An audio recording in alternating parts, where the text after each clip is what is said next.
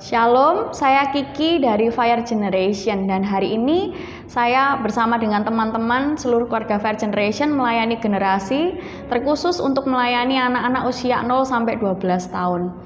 Kalau kita belajar tentang Alkitab, bagaimana kisah Yesus dituliskan di sini ketika dia menyembuhkan orang yang sakit, ketika dia membuat mukjizat, ketika dia memberi makan 5.000 orang yang kelaparan.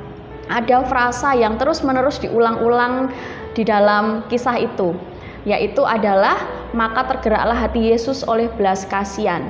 Kata belas kasihan ini kalau kita belajar di dalam Alkitab ada sekitar kurang lebih 104 frasa belas kasihan. Ketika hal itu diulang-ulang berarti ada sesuatu yang penting yang harus kita mengerti dan pelajari bersama-sama. Apa itu belas kasihan? Kita mau sama-sama buka di dalam Injil Matius 9 ayat yang ke-13. Matius 9 ayat yang ke-13. Jadi, pergilah dan pelajarilah arti firman ini. Yang ku kehendaki ialah belas kasihan dan bukan persembahan, karena aku datang bukan untuk memanggil orang benar, melainkan orang berdosa. Sekali lagi saya mau ulangi ayat ini, Matius 9 ayat yang ke-13.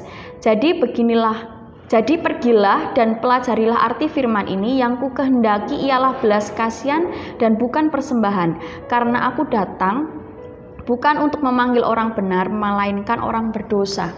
Belas kasihan ini bukan hanya sekedar perasaan sedih, perasaan iba terhadap orang lain yang tidak bisa makan, yang tidak bisa minum, yang tidak bisa sekolah. Lebih dari itu, bagaimana ketika kita melihat jiwa-jiwa yang belum mengenal kasih-Nya Tuhan, belum mengerti Kristus, mereka belum hidup di dalam Kristus, maka kita tahu benar bahwa akhir dari hidup mereka itu adalah penghukuman yang kekal.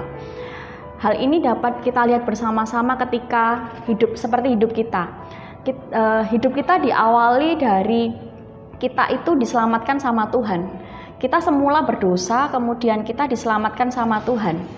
Jadi ketika kita sudah mengalami belas kasihan Tuhan, itu artinya ketika kita melihat orang lain itu kita melihat seperti diri kita sendiri yang sudah diselamatkan sama Tuhan. Maka bukan hanya sekedar perasaan emosional saja yang kita beri sama orang lain, tetapi ini adalah hati Yesus yang ada di dalam hati kita. Hati Yesus yang menggerakkan kita untuk kita memasukkan orang lain di dalam hati kita dan membawa mereka ke dalam hidup yang kekal. Di dalam kitab Matius pasal yang ke-9 ayat yang ke-13, di sini jelas menunjukkan bahwa yang Tuhan kehendaki, yang Yesus kehendaki adalah belas kasihan. Hal ini sama dengan kitab Hosea pasal yang ke-6 ayat yang ke-6. Beginilah firman Tuhan, sebab aku menyukai kasih setia dan bukan korban sembelihan, dan menyukai pengenalan akan Allah lebih daripada korban bakaran. Hal ini sangat menegaskan kepada kita bahwa belas kasihan atau sikap murah hati kita kepada orang lain, yang tentunya itu adalah isi hati Tuhan, itu lebih penting daripada hanya sekedar formalitas ibadah yang biasa. Karena banyak dari kita yang mengaku kita itu mengasihi Tuhan, kita mencintai Tuhan, tetapi kita lupa, bahkan kita tidak mempunyai belas kasihan dari Tuhan, yang artinya kita sebagai orang Kristen hidup tanpa hati Tuhan. Mengapa kita memerlukan belas kasihan? Yang pertama, di dalam belas kasihan itu terdapat kekuatan yang tidak terbatas. Di dalam kitab 2 Korintus pasal yang ke-5 ayat yang ke-14 sampai 15, sebab kasih Kristus yang menguasai kami, karena kami telah mengerti bahwa jika satu orang sudah mati untuk semua orang, maka mereka semua sudah mati. Ayat yang ke-15, dan Kristus telah mati untuk semua orang, supaya mereka yang hidup tidak lagi hidup untuk dirinya sendiri, tetapi untuk Dia yang telah mati dan telah dibangkitkan untuk mereka. Jadi di ayat ini mengatakan bahwa ketika kita sudah mendapat belas kasihannya Tuhan, ketika kita sudah mendapat hatinya Tuhan, maka akan ada kekuatan yang tidak terbatas untuk kita hidup seperti layaknya Yesus hidup. Jadi Yesus sudah memberi teladan hidup bagi kita. Kita sebagai anak-anaknya, kita sebagai murid-muridnya, kita harus meneladan bagaimana Yesus hidup seperti itu. Poin yang kedua, karena belas kasihan tidak memiliki alasan untuk menolak orang-orang yang berdosa, melainkan dari belas kasihan inilah yang akan membawa kita melayani semua jiwa-jiwa. 1 Yohanes pasal yang ketiga ayat yang ke-16 sampai 18.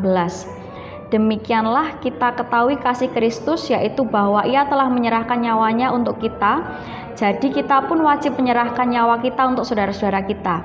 Barang siapa mempunyai harta duniawi dan melihat saudaranya menderita kekurangan, tetapi menutup pintu hatinya terhadap saudaranya itu, bagaimanakah kasih Allah dapat tetap tinggal di dalam dirinya? Anak-anakku, marilah kita mengasihi bukan dengan perkataan atau dengan lidah, tetapi dengan perbuatan dan dalam kebenaran. Jadi ketika hati Tuhan sudah ada di dalam hati kita, kita tidak bisa memilih dengan siapa atau untuk siapa kita hidup. Tetapi belas kasihan inilah, hati Tuhan inilah yang akan membawa kita untuk turun melayani jiwa-jiwa yang terhilang bagi Tuhan. Hari-hari ini ketika kita melihat keadaan sedang tidak baik, kita melihat hal-hal yang tidak berjalan sesuai dengan agenda kita atau dengan kemampuan kita. Di sini menunjukkan bahwa ketika hati Tuhan itu menguasai hidup kita, seharusnya hidup kita tidak seperti halnya orang yang pada umumnya hidup. Tetapi ketika hati Tuhan ada di dalam hidup kita, seharusnya belas kasihan itu terus mengalir di dalam hidup kita untuk terus kita melayani jiwa-jiwa yang ada di sana. Saya mau kasih sedikit contoh. Ketika kita hidup dengan teman kita satu bangku, dia belum mengenal siapa itu Kristus, siapa itu Tuhan. Setiap hari kita bercanda dengan dia, setiap hari kita makan dengan dia, setiap hari kita belajar dengan dia. Tetapi ketika hati kita sudah penuh dengan belas kasihan Tuhan, maka hati kita, hidup kita tidak akan tenang. Karena bukan hanya kita senang dengan hidup bersama dengan mereka, tetapi kita harus memikirkan bagaimana akhir dari hidup mereka.